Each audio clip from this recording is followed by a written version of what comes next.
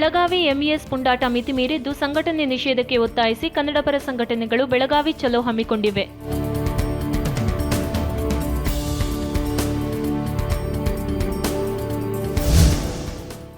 ಆಧಾರನ್ನು ಮತದಾರರ ಪಟ್ಟಿ ಜೊತೆ ಜೋಡಣೆ ಮಾಡುವ ಸಲುವಾಗಿ ಕಾನೂನು ತಿದ್ದುಪಡಿ ತರಲು ಲೋಕಸಭೆಯಲ್ಲಿ ಇಂದು ಕೇಂದ್ರ ಸರ್ಕಾರ ಚುನಾವಣಾ ಕಾನೂನು ವಿಧೇಯಕ 2021 ಮಂಡನೆ ಮಾಡಲು ಸಜ್ಜಾಗಿದೆ.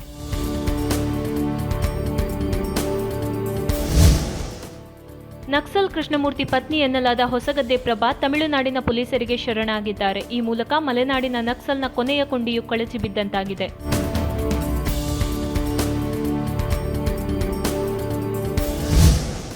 ಶಿಕ್ಷಕರ ಹುದ್ದೆ 25% ಖಾಲಿ ಇರುವ ರಾಜ್ಯದ 53 ತಾಲೂಕುಗಳನ್ನು ವರ್ಗಾವಣೆ ವ್ಯಾಪ್ತಿಯಿಂದ ಹೊರಗಿಟ್ಟ ಪರಿಣಾಮ 50,000ಕ್ಕೂ ಹೆಚ್ಚು ಶಿಕ್ಷಕರು ವರ್ಗಾವಣೆ ಭಾಗ್ಯದಿಂದ ವಂಚಿತರಾಗಿದ್ದಾರೆ.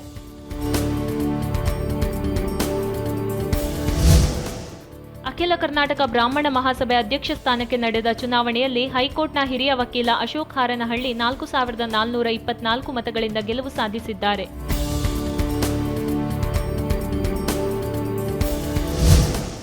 ಪ್ರಸಕ್ತ ವರ್ಷ ಭರ್ಜರಿ ಮಳೆ ಆಗಿರುವ ಕಾರಣ ವಾತಾವರಣದಲ್ಲಿನ ತೇವಾಂಶ ಹೆಚ್ಚಿರುವುದರಿಂದ ಚಳಿಯ ತೀವ್ರತೆ ಕೂಡ ಹೆಚ್ಚಿರಬಹುದು ಎಂದು ಹವಾಮಾನ ತಜ್ಞರು ಮುನ್ಸೂಚನೆ ನೀಡಿದ್ದಾರೆ.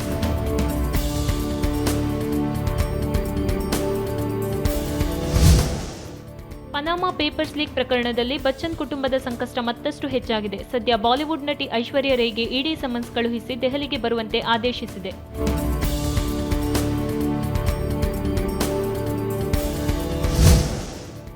Team India wicket keeper batsman Rishabh Pant ತಮ್ಮ ತವರು ರಾಜ್ಯ ಉತ್ತರಾಖಂಡದ ರಾಯಭಾರಿಯಾಗಿ ನೇಮಕಗೊಂಡಿದ್ದಾರೆ.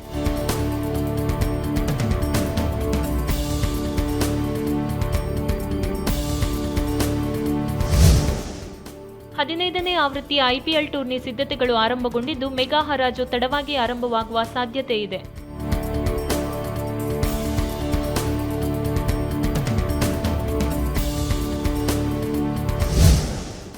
ವಿವಾದಾತ್ಮಕ ಮತಾಂತರ ನಿಷೇಧ ವಿಧೇಯಕವನ್ನು ರಾಜ್ಯ ಸರ್ಕಾರ ವಿಧಾನಮಂಡಲದ ಉಭಯ ಸದನಗಳಲ್ಲಿ ಸದ್ಯದಲ್ಲೇ ಮಂಡಿಸುವ ಸಾಧ್ಯತೆ ಇದೆ.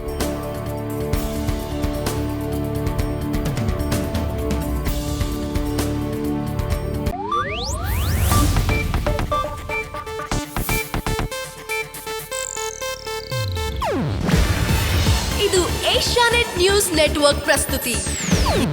ನೀವು ನೋಡ್ತಿದ್ದೀರಾ ಏಷ್ಯಾನೆಟ್ ಸುವರ್ಣ ನ್ಯೂಸ್.